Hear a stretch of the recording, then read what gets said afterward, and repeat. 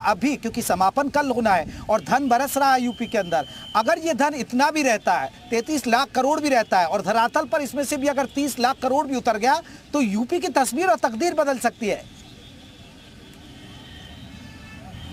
देखिए बिल्कुल जेपी, सही बात आपने कही। अभी 33 लाख करोड़ के एमयू हस्ताक्षरित हो चुके हैं। आज जब हम उत्तर प्रदेश के औद्योगिक विकास मंत्री जो नंद गोपाल गुप्ता से बात कर रहे थे, वो कह रहे थे कि अभी 3 से 4 लाख करोड़ के जो एमयू है वो पाइपलाइन में, चूंकि जो साइड थी वो ब्लॉक हो गई थी, 12 के बाद खुलेगी। तो अभी ये जो 33 लाख का आंकड़ा ये 40 के आसपास जा सकता है। और अगर इसका 90% यानी 70%, 75% भी अगर मान लीजिए निवेश हो गया तो उत्तर प्रदेश की वाकई में तस्वीर और तकदीर बदल जाएगी। क्यों सरन साहब? क्योंकि देखिए आर के सरन साहब हैं जेपी, ये यूपी निवेश महासंघ के अध्यक्ष भी हैं।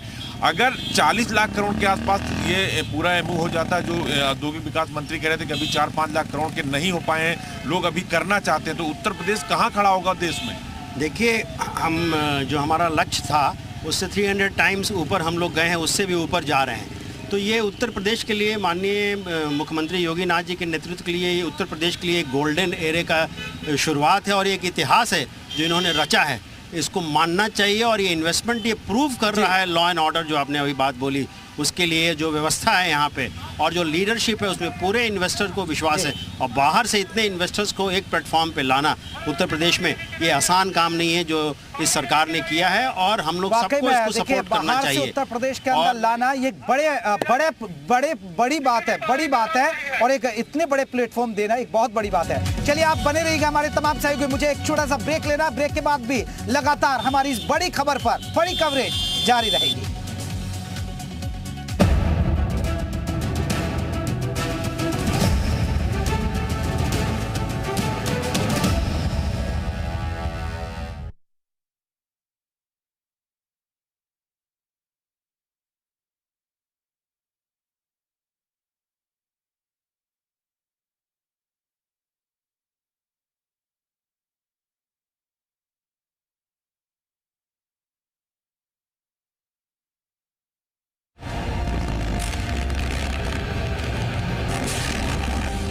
लखनऊ में निवेश के महाकुंभ के दूसरे दिन कई कार्यक्रमों का आयोजन हुआ।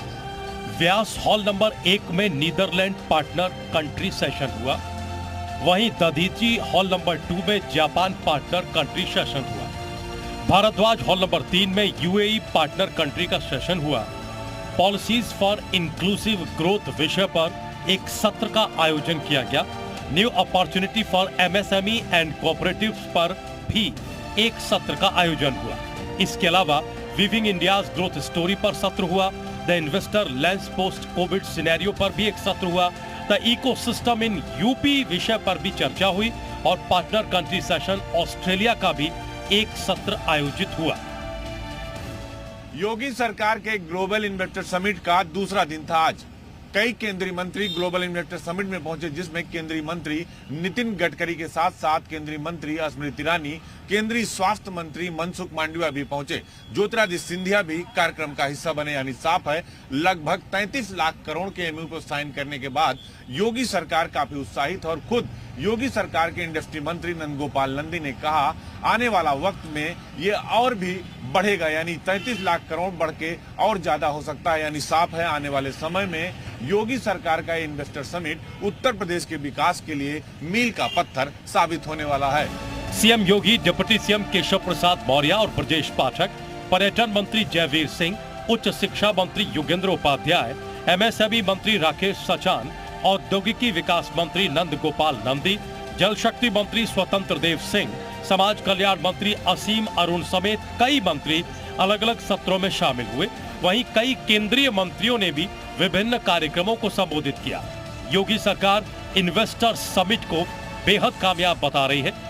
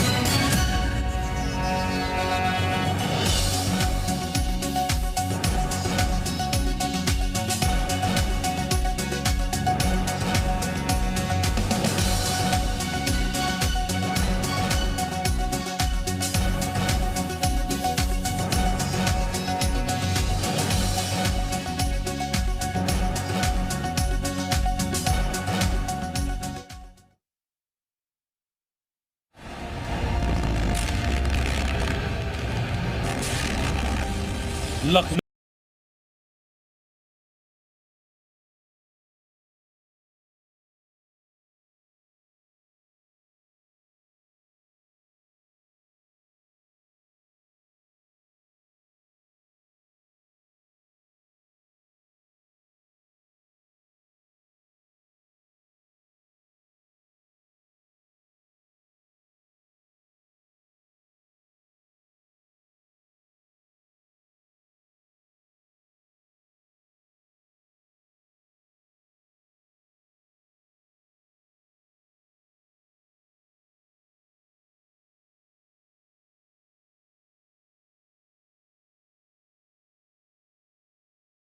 योगी सरकार के ग्लोबल इन्वेस्टर समिट का दूसरा दिन था आज।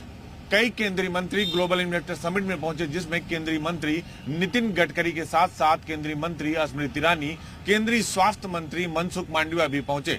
ज्योतिरादित्य सिंधिया भी कार्यक्रम का हिस्सा बने। यानी साफ है, लगभग 33 लाख करोड़ के एमओयू को साइन करने के बाद योगी सरकार काफी उत्साहित। और खुद योगी सरकार के इंडस्ट्री मंत्री नंदगोपाल नंदी ने कहा, आने वाला वक्त में ये और भी बढ़ेगा, यानी 33 लाख करोड़ बढ़ के और ज्यादा हो सकता है। यानी साफ है, आने वाले समय में योगी सरकार का इन्वेस्टर समिट उत्तर प्रदेश के विकास के लिए मील का पत्थर साबित होने वाला है।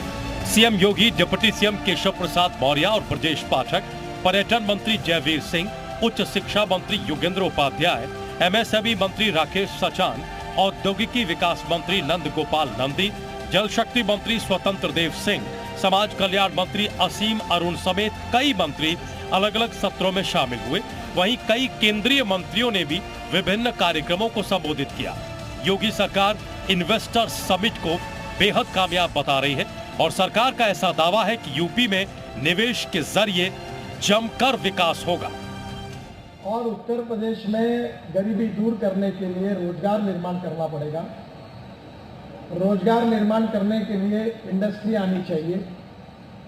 इंडस्ट्री आएगी तो कैपिटल इन्वेस्टमेंट आएगी, और कैपिटल इन्वेस्टमेंट आएगी तो रोजगार निर्माण होगा, और रोजगार निर्माण होगा तो गरीबी दूर होगी। ये विजन का मैप तैयार करके एक प्रकार से ये ग्लोबल इन्वेस्टर्स को यहाँ बुलाकर उत्तर प्रदेश को देश का विकसनशील राज्य बनाने का जो सपना योगी जी का है, उस दृष्टि से उनका ये जो प्रयास है वो बहुत एप्रोप्रिएट हाईवे पे चल रहा है।